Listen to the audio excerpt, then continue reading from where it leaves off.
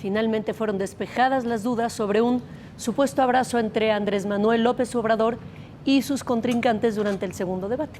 En un video subido a redes se observa que el candidato de izquierda solo les da la mano y enseña su cartera antes de regresar a su lugar.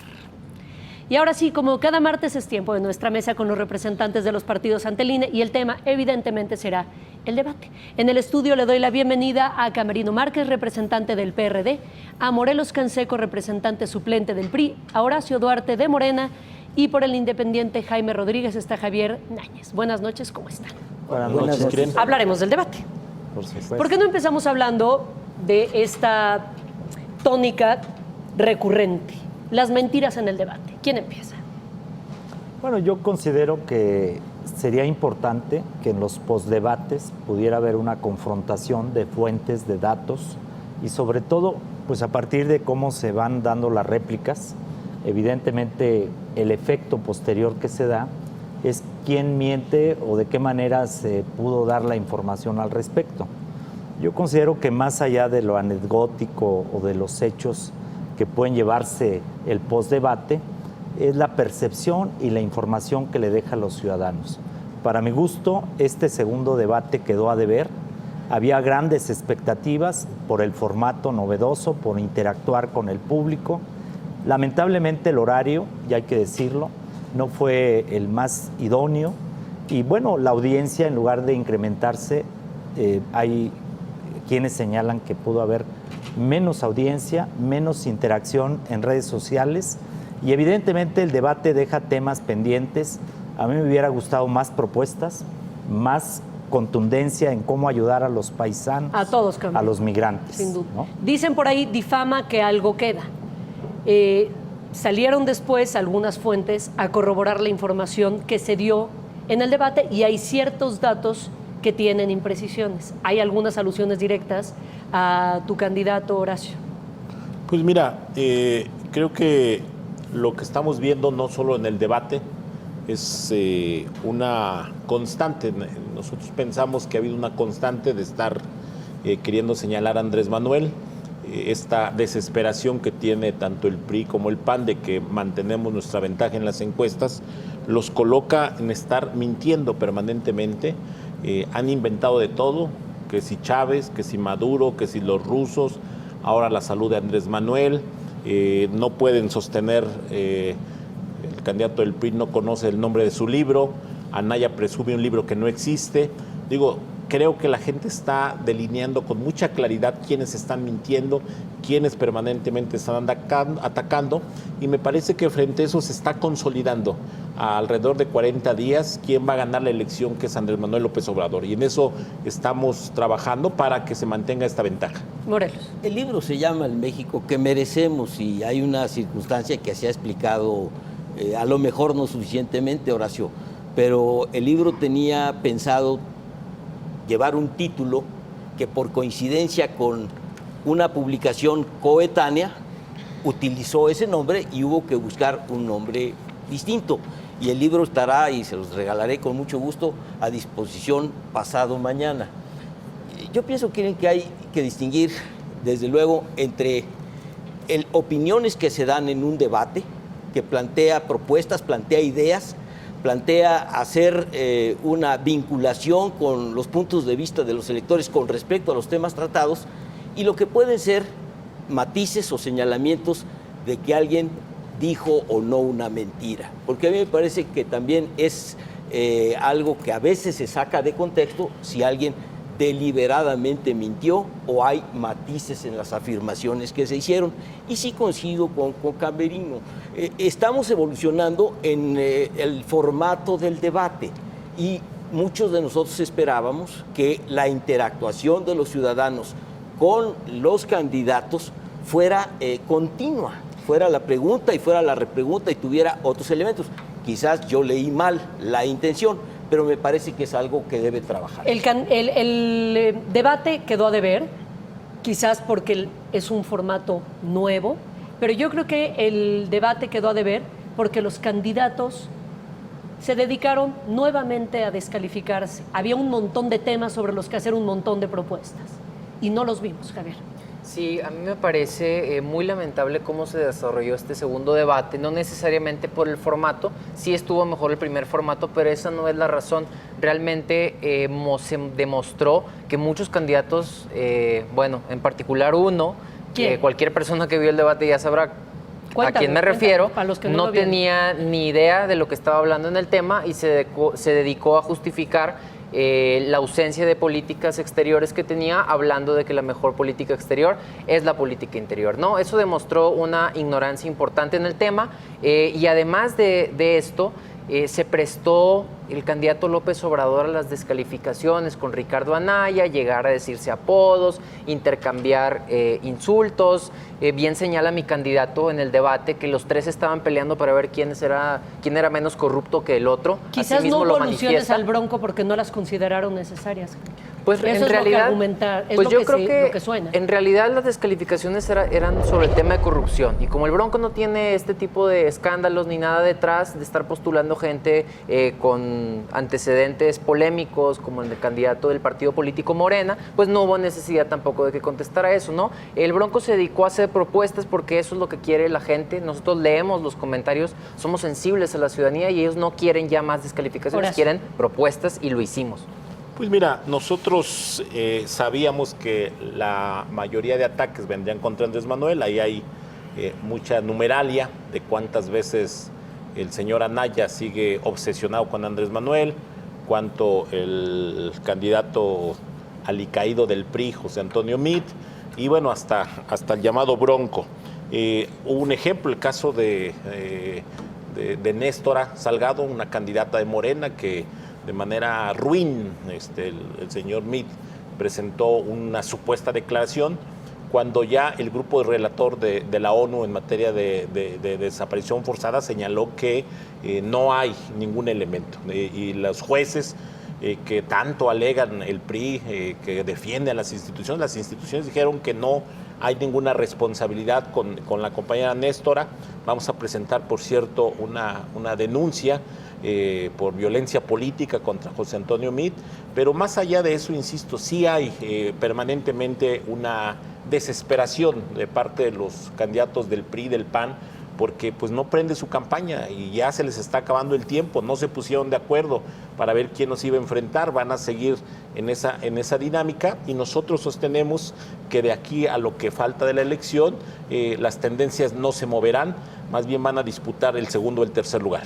Los debates poco nos sirven a los ciudadanos, para los ciudadanos que quizás todavía tienen dudas de por quién van a votar, para tomar una decisión. ¿Qué van a proponer sus candidatos para el tercer debate? Porque la dinámica del primer y el segundo debate, señores, no funciona. Morelos.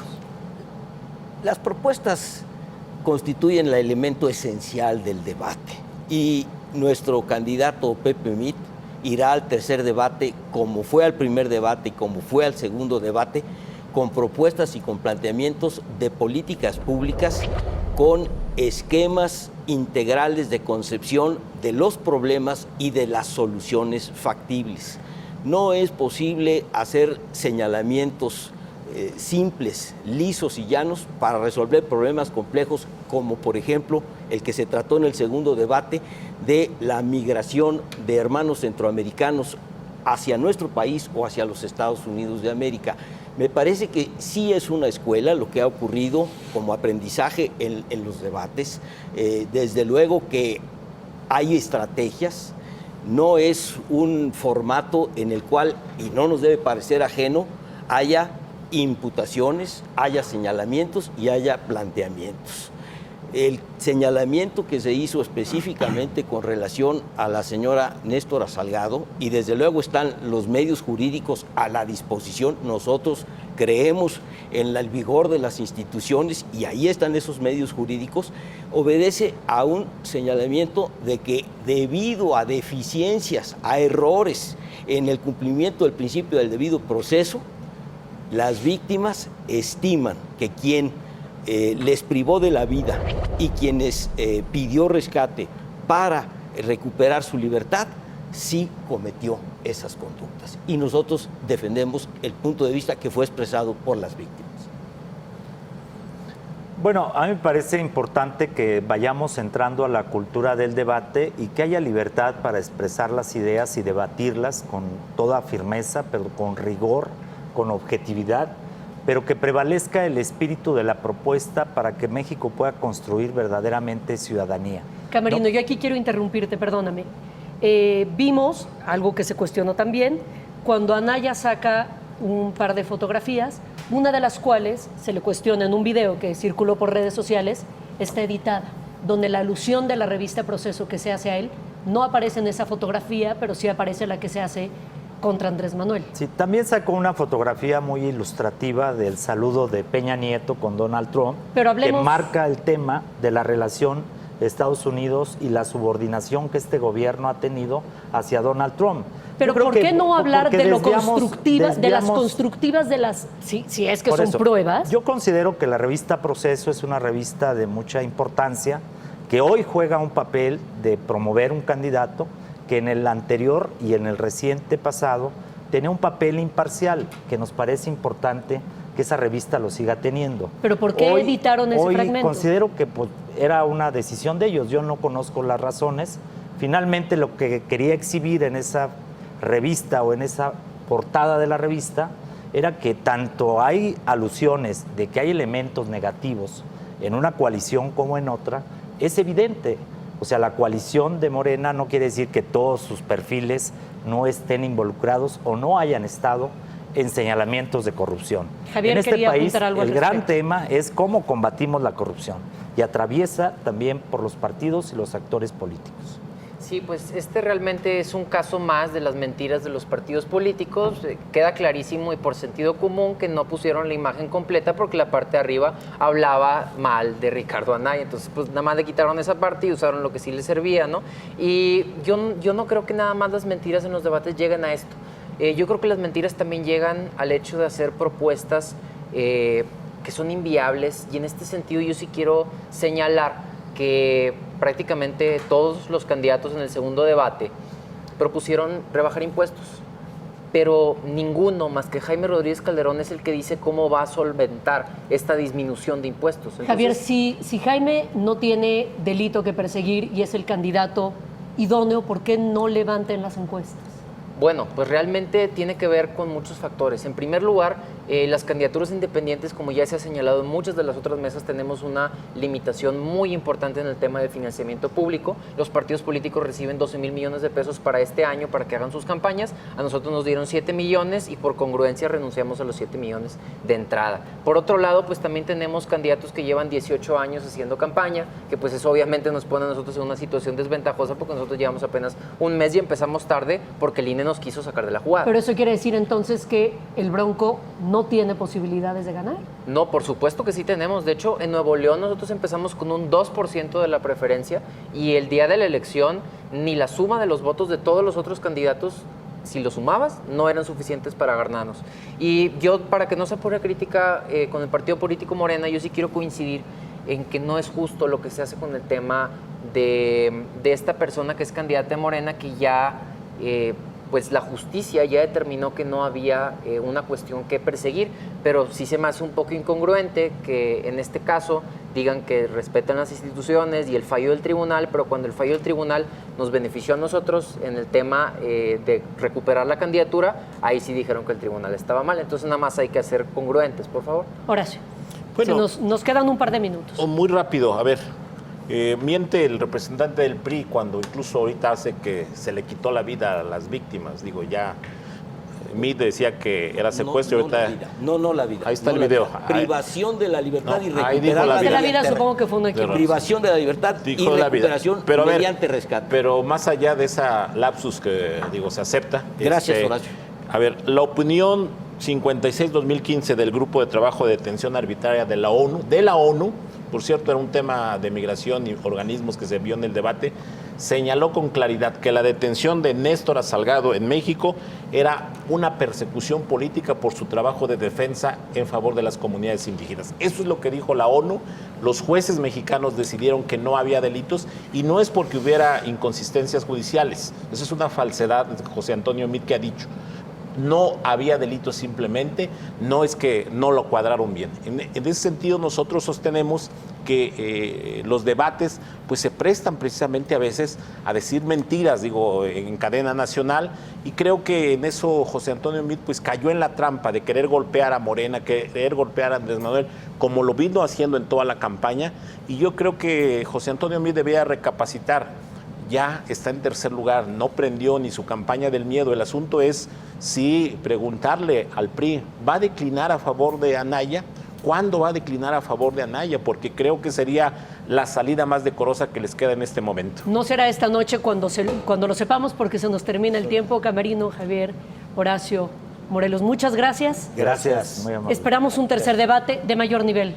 Ojalá sí. Encarecidamente Claro que sí. se los pedimos. Muchas gracias. Con esto llegamos al final del programa. Gracias por habernos acompañado y que tenga usted muy buenas noches.